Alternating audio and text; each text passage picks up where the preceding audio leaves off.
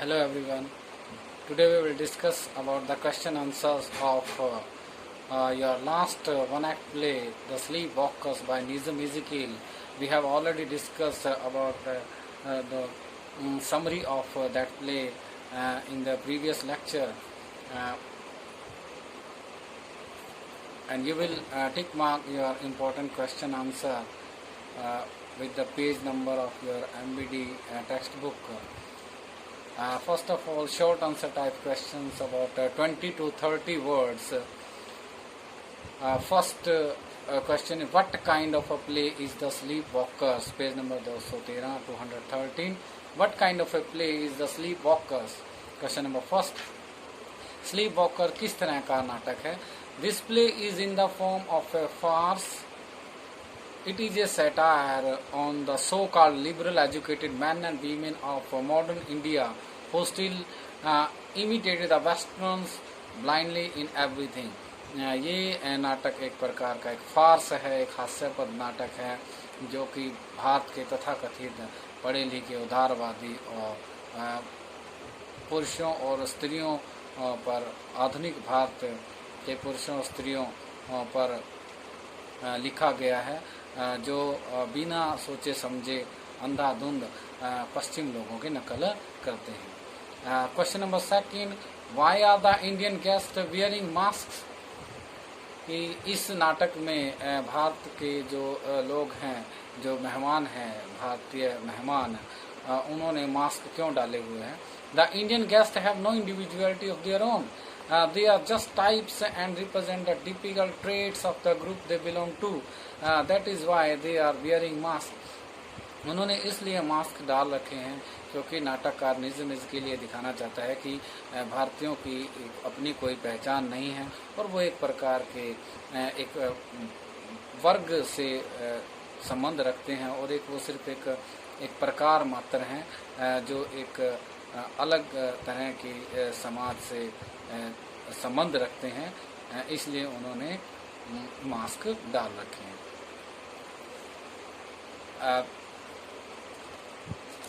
Next question is question number 5, page number 214, 214. Which reputed authors are refer to in the play? इस play में कौन कौन से जाने माने लेखकों के बारे में बात की गई है?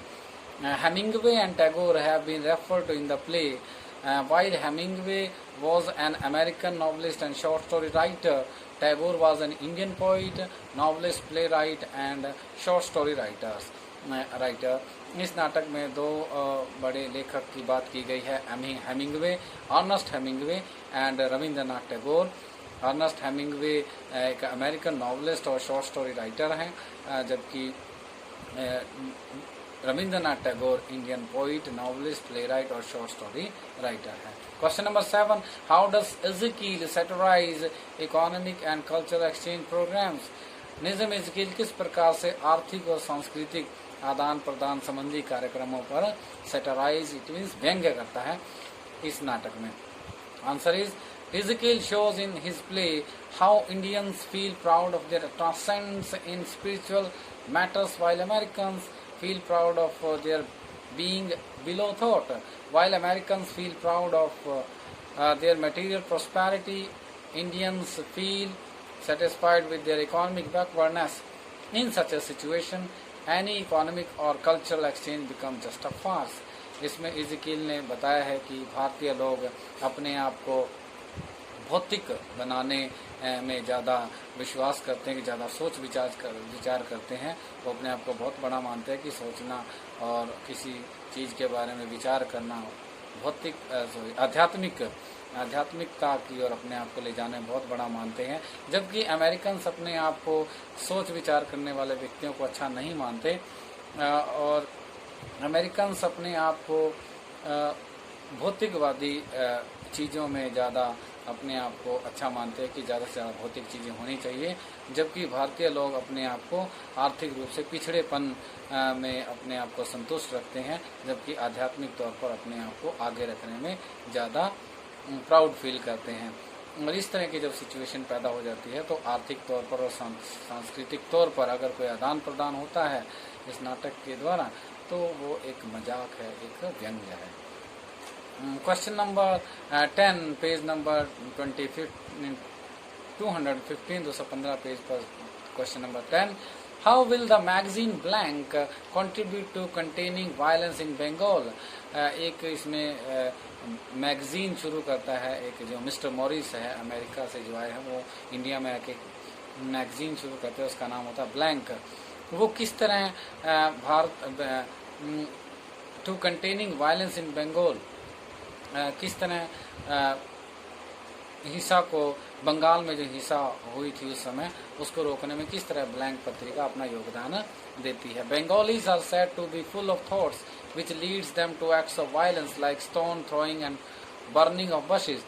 बंगाल के लोग बहुत ज़्यादा सोचते हैं, बहुत ज़्यादा विचार करते हैं, और इसलिए वो वायलेंस, हिंसा करते हैं, पत्थर फेंकते हैं और बसेस को जलाते हैं। The magazine blank discourage thought and can thus contribute to containing this violence। Blank magazine लोगों को सोचने नहीं देती, और वो ये कहती है कि सोचना नहीं है, सिर्फ आप लाइफ को एंजॉय करें। इसलिए जो लोग सोचेंगे नहीं तो फिर वो ज़्यादा हिंसा भी नहीं करेंगे। तो इसलिए ब्लैंक पत्रिका जो क्या बंगाल में हिंसा को रोकने में अपना योगदान देगी। Question number 11, how according to Mister Morris can person be depersonalized. Mister Morris के अनुसार किसी व्यक्ति के व्यक्तिगत गुणों को ख़त्म करना किस तरह से किया जा सकता है, कि एक व्यक्ति के गुणों को किस तरह ख़त्म किया जा सकता है और किस तरह ये सही साबित होता है। According to Mister Morris, a person can be depersonalized by not treating him or her as a human being. और मिस्टर मॉरिस जो एक ब्लैंक पत्रिका का संपादक है, वो कहता है कि अगर एक व्यक्ति को एक व्यक्ति के तौर पर न समझा जाए, बल्कि उसको एक वस्तु की तरह माना जाए, तो हम उसके व्यक्तिगत गुणों को ख़त्म कर सकते हैं। But as a thing to which something has happen, सिर्फ हमें उसे एक चीज़ के तरह सोचना है उस व्यक्ति को।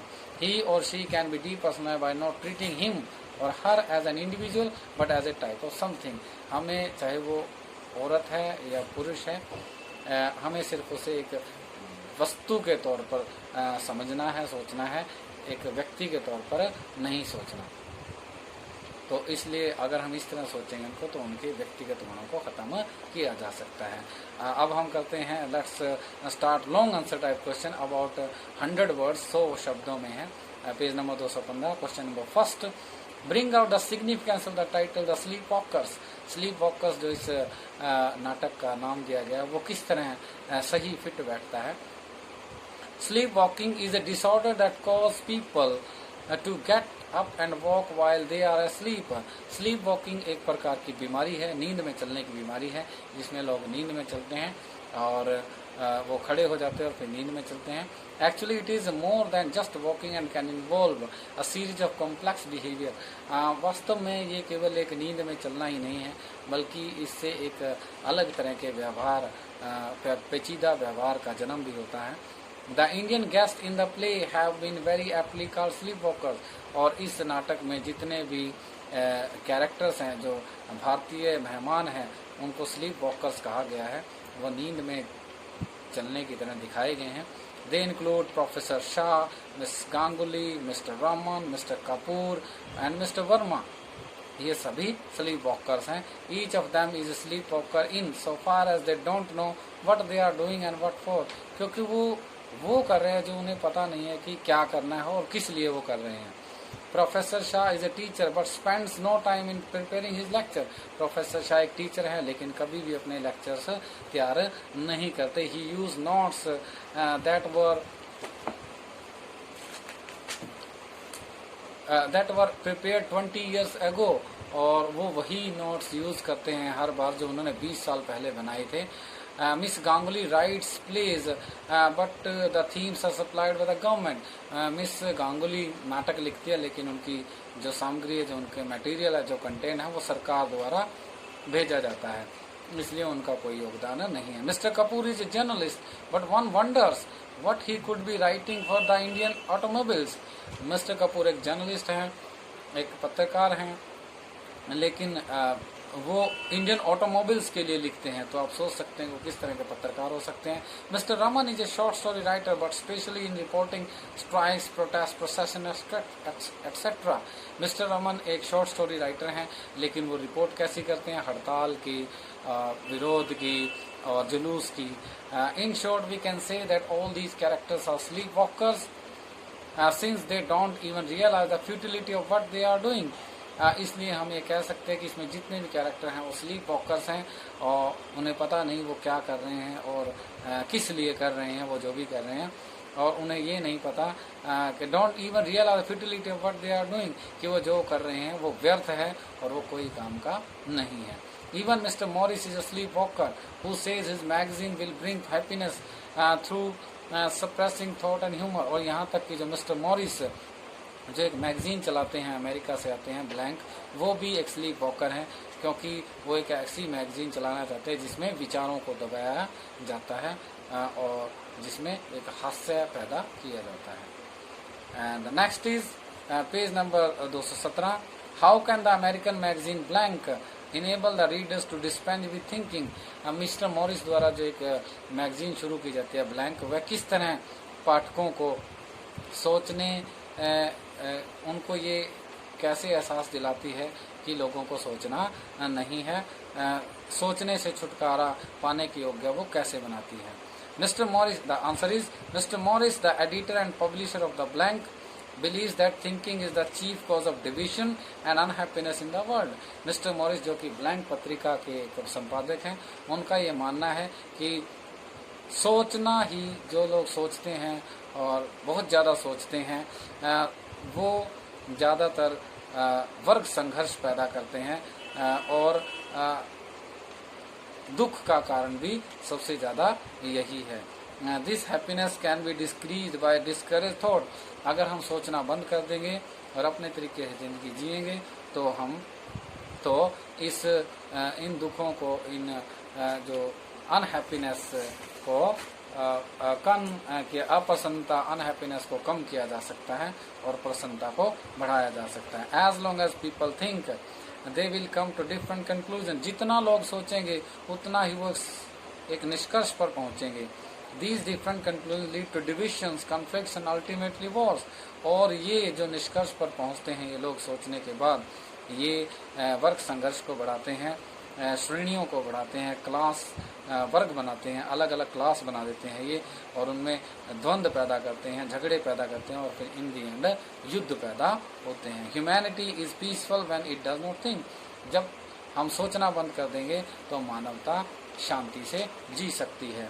So Mr. Morris has decided that in his magazine there would be no thought। इसलिए वो कहते हैं कि उनकी पत्रिका में सोचने विचारने के लिए कोई जगह नहीं है। There would be description only, no thoughts or conclusion। इसमें कोई व्याख्या नहीं है, इसमें केवल व्याख्याएं हैं और इनमें कोई निष्कर्ष नहीं है। They won't say something is good और something else is bad.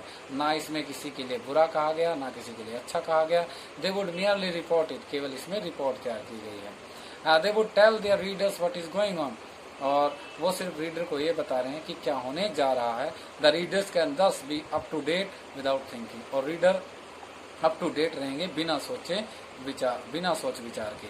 Going by this odd logic, और ये बेतुका ये जो लॉजिक है, we can say that the magazine blank will enable the readers to dispense with thinking। तो हम ये कह सकते हैं कि ब्लैंक अपना लोगों को सोचने से छुटकारा पाने में अपना एक अहम योगदान दे सकती हैं। Now very long answer type question about 300 words, page number 218। First question, the play dwells on the comparison between the Indian and American ways of thinking। Discuss। यह नाटक अमेरिकी और भारतीय विचार शैली में तुलना पर केंद्रित है, इसके बारे में समझाएं। And the next is question number second, page number 220। The play is a sarcastic take on the so called liberal, modern, advanced man and women of progressive India. Comment. यह नाटक प्रगतिशील भारत के तथाकथित उदारवादी, आधुनिक और उन्नत पुरुषों एवं स्त्रियों पर एक व्यंग्यात्मक विचार प्रस्तुत करता है, कैसे समझाइए। ये आप खुद करेंगे, सेल्फ स्टडी करेंगे, इसकी सारा मैटर वही है। Thank you very much.